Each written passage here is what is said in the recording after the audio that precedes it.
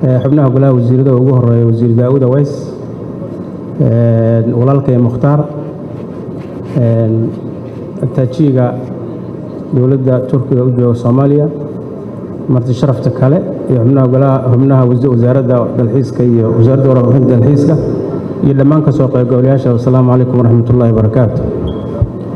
salaan kadib farxad iyo sharaf weyn ay tahay inaan ka soo qaybgalo maanta xuskan maalinta dalxiiska Soomaaliya, fursadna u helo inaan wax ka bidhaamiyo muhiimadda ay dowladda siinayso adeegyada dalxiiska iyo horumarintiisa.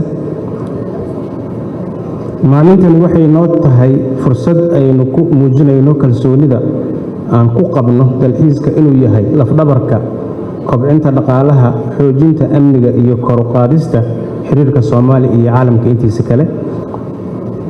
mudanayaal marwooyin, dalxiisku waa il dhaqaale oo muhiim ah oo kobcin kara dakhliga qaranka iyo shaqo abuurka bulshada ballaaran.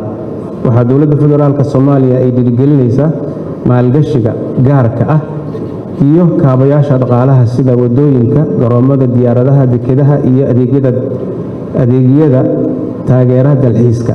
dowladdu waxay dejinaysaa siyaasado ku salaysan sinaanta fursadaha iyo ka shaqaynta xirfadaha dhaqaale ee dalxiisku abuuri karo, si gaar ahaan dhalinyarada iyo haweenka loo helo fursado la taaban karo. mudanayaal marwooyin, Soomaaliya waxay leedahay khayraad dabiici iyo dhaqan soo jireen leh. si dalxiisku u noqdo mid waara, waxay naga go'an in dowlad ahaan xoojino siyaasadda ilaalinaysa deegaanka, dhaqanka iyo hiddaha. dowladdu sidoo kale waxaa ka go'an in ay taageerto mashaariicda kala duwan ee dalxiiska iyo dhismayaasha nidaamyada suuqgeynta ee waara, si dalxiisku u noqdo il dhaqaale oo waxtar u leh jiilka maanta nool iyo jiilka soo socda. waxaa la abuuri doonaa habraacyo hufan oo lagu ilaalinayo ilaha dabiiciga ah, duurjoogta iyo xeebaha, islamarkaana la tayeeyo adeegyada dalxiisayaasha iyadoo la tixgelinayo ixtiraamka dhaqanka iyo bulshada Soomaaliyeed. mudanayaal marwooyin, amniga dalxiisku waa weji muhiim ah oo dhaqaalaha iyo sumcadda dalka waxtar u leh. dowladdu waxay hirgelin doontaa qorshayaal amni oo cad, tababaro shaqo iyo hogaamin, iyo nidaamyo xakamayn oo ku aadan maaraynta heerarka dalxiiska si loo xaqiijiyo waayo aragnimada nabdoon oo soo jiita dalxiisayaal badan ee ajnabi ah. tallaabooyinkan ay qaadayso dowladda federaalka Soomaaliya ee ka dhanka xoojinta amniga waa kuwo maanta si cad looga dheehan karo magaalooyinka Muqdisho iyo magaalooyin kale ee dalka Soomaaliya ka tirsan sida Kismaayo, Hargeysa, Garowe, Berbera, Dhuusmareeb iyo magaalooyin kale badan oo la mid ah.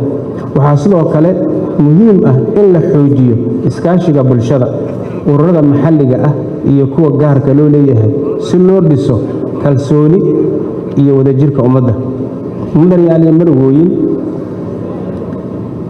dowladda federaalka ee Soomaaliya waxaa ka go'an in la hormariyo kaabayaal muuqda, wadooyin, garoomo diyaaradeed, dekedo iyo adeegyo caafimaad iyo amni. waxaana tallaabooyinkan muhiimadooda shalay baarlamaanka dowladda federaalka ka hor jeediyey madaxweynaha jamhuuriyadda federaalka Soomaaliya mudane Dr. Xasan Sheekh Maxamuud. waxaa naga go'an inaan hormarino tayada adeegyada dalxiiska iyadoo diiradda la saarayo abuurista fursado lagu tababari doono shaqaalaha adeega dalxiiska, dejin doonana heerar tayo leh ee kala duwan. suuqgeynta iyo wacyigelinta waxaa door muhiim ah ka ciyaari doona barnaamijyada dowladda ee horumarinta dalxiiska. dowladdu waxay la shaqayn doontaa hay-adaha dalxiiska ee maxalliga ah, kuwa caalamiga ah iyo hay-adaha kale ee adeegan ku shaqada leh. dowladdu waxay ballan qaadaysaa in ay dhisto jawi siyaasadeed oo xasiloon iyadoo lagu salaynayo wadahadal ixtiraam sharciga ah iyo xeerarka dastuurka. horumarinta dalxiiska waxay ku salaysnaan doontaa ilaalinta nidaamka, ilaalinta nabadda, xeerarka anshaxa shaqo ee shirkadaha dalxiiska iyo islamarkaana la socodka mas-uuliyad iyo kabaca dhaqaalaha. sidoo kale waxaan dalxiiska horumarintiisa looga maarmi doonin iskaashi joogto ah oo lala yeesho bulshada caalamka iyo kuwa maxalliga ah, gaar ahaan iskaashiga gobollada sida urur goboleedyada aanu qaybaha ka nahay sida bariga Afrika oo kale. mudanayaal iyo marwoodi, maalinta dalxiiska Soomaaliyeed waa xusuus muhiim ah oo noo sheegaysa muhiimadda ay leedahay dalxiisku iyo doorka dowladdu ay ku leedahay in la abuuro jawi dalxiis waara looga hirgelin karo dalka Soomaaliya, sida sugidda amniga iyo bulshooyinka nabdoon ee hadafkoodu yahay inay Soomaaliya horumarkeeda ka shaqeeyaan. dowladda waxay sii wadi doontaa dadaalkeeda lagu horumarinayo kaabayaasha ilaalinta adeegga iyo dhaqanka, tayeynta adeegyada iyo abuurista fursad shaqo si la taaban karo. midnimo, wada shaqayn iyo ixtiraam sharciga ayaa ah tiirka aan ku gaari karno horumar waara iyo dalxiis runtii nabdoon. waxaan runtii halkaan uga mahadcelinayaa dhammaan bahdii soo abaabushay iyo shirkadaha gaarka loo leeyahay ee ka qayb qaatay qabsoomidda shirkan. aad iyo aad idinkaa mahadcelinaya. asalaamu calaykum waraxmatullahi wabarakaatu.